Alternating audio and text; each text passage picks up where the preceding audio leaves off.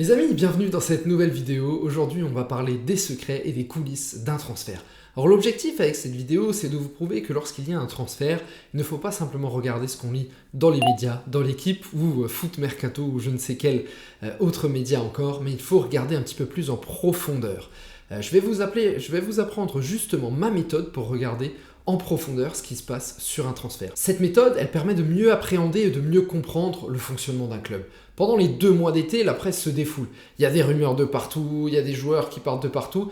Ce qu'il faut savoir, c'est que ces rumeurs, très souvent, elles sont orchestrées, soit par des clubs, soit par des agents, qui ont un but bien précis derrière. Et c'est justement ce que je veux vous apprendre à faire dans cette vidéo, c'est d'avoir une méthode précise à chaque fois qu'il y a un transfert, pour analyser et comprendre un petit peu les jeux d'influence qui se sont déroulés derrière ce transfert. Dans cette vidéo, je vais utiliser 2 exemples de transferts. Je vais prendre un exemple de transfert qui s'est déroulé à Strasbourg et plusieurs exemples de transferts qui se sont déroulés récemment au Paris Saint-Germain pour vous expliquer précisément ce qui se passe derrière un transfert.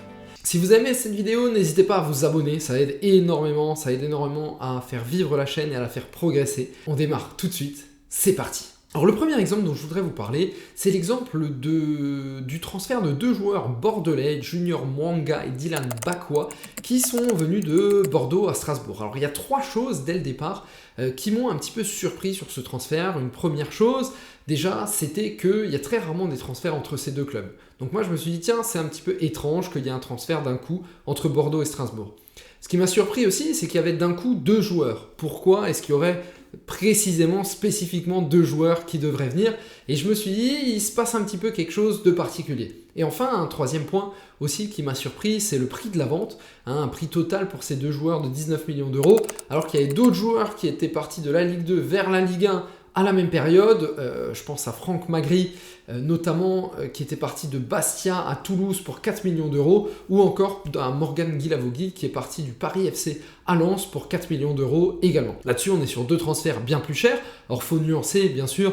Je pense qu'il y a différentes choses. Il y a une première chose déjà, c'est que aujourd'hui Strasbourg, quand ils vont aller voir un joueur, ils arrivent un petit peu comme un nouveau riche, et donc forcément les prix augmentent.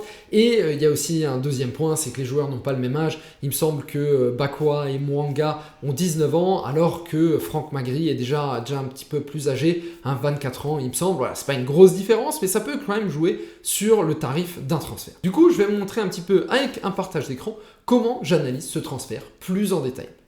Alors la première chose que je vais faire, c'est regarder qui est l'agent derrière ce transfert. L'agent dans le football, c'est la personne qui s'occupe de gérer les intérêts du joueur et de négocier les transferts. Alors quand on observe l'agent de Junior Mwanga, on observe qu'il s'appelle Sport Cover. Et quand on observe l'agent de Dylan Bakwa, on observe que c'est aussi Sport Cover. Du coup, il est fort probable que tout cela se soit lié. C'est probablement un agent qui allait dire, si tu veux ce joueur, il faut prendre l'autre aussi. C'est possible que ce soit arrivé comme ça. Et comme par hasard, quand on fouille un peu, on constate que Sport Cover est aussi l'agent de Patrick Vieira.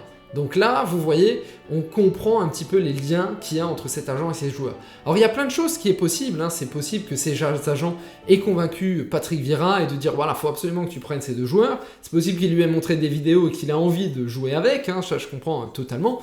Mais c'est aussi possible que ces agents aient pris une certaine influence dans le club. Vous voyez, c'est des relations humaines.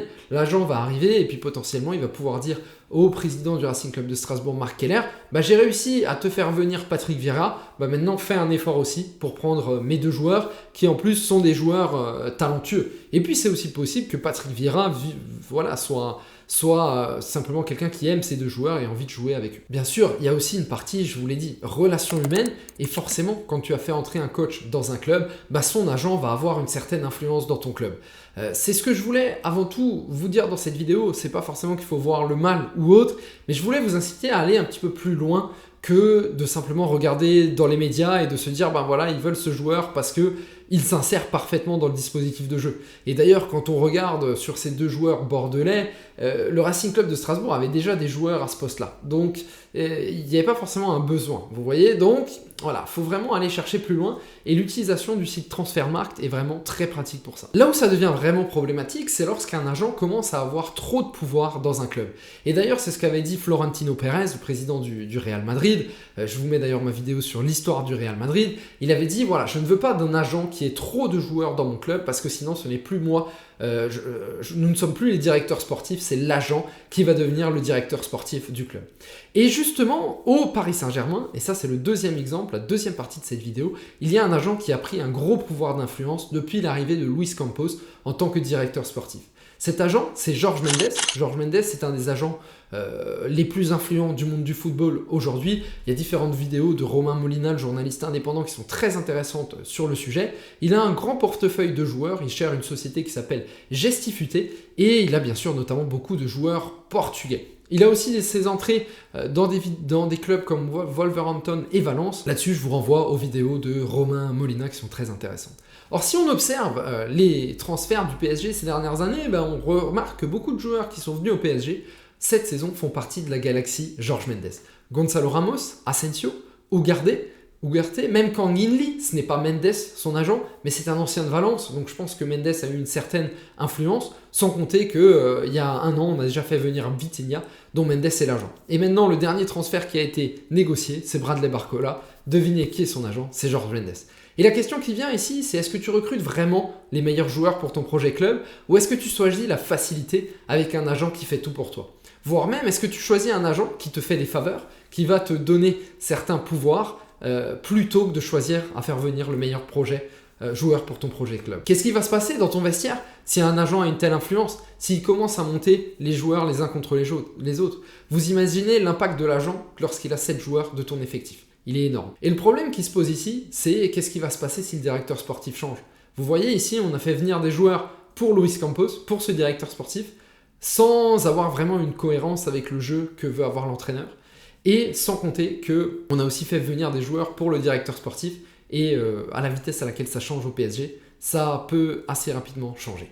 Voilà, ce que je voulais vraiment vous... Et d'ailleurs, avec Luis Campos, il a déjà fait la même chose avant à Monaco. Falcao, c'est Jorge Mendes.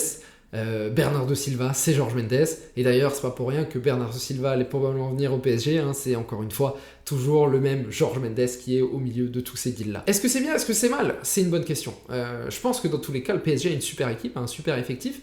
Mais ce qu'il faut quand même souligner, et ça, il faut le dire, c'est est-ce que tu recrutes vraiment les meilleurs joueurs pour ton projet club? Et surtout, est-ce que lorsque ton directeur sportif va partir, qu'est-ce que tu vas faire de ces joueurs? Ce que je voulais vraiment vous inciter à faire dans cette vidéo, c'était à vous dire, voilà, il ne faut pas uniquement regarder ce qu'on voit dans les médias, il ne faut pas juste voir les infos des médias pour les transferts, mais il faut aller bien plus loin et réfléchir un petit peu. Et le site Transfermarkt, bref, permet de faire ça très facilement. J'espère que je vous ai donné une bonne méthode pour un petit peu mieux comprendre votre club de cœur et ce qui se passe derrière votre club de cœur. N'hésitez pas à laisser un petit commentaire, donnez-moi des exemples de ce qui s'est passé dans vos clubs. Je sais qu'il y a quelques clubs, là j'ai un livre sur Nantes où il se passe pas mal de choses un peu folles. N'hésitez pas à mettre un commentaire et n'oubliez pas de vous abonner. Merci les amis, à très vite, ciao.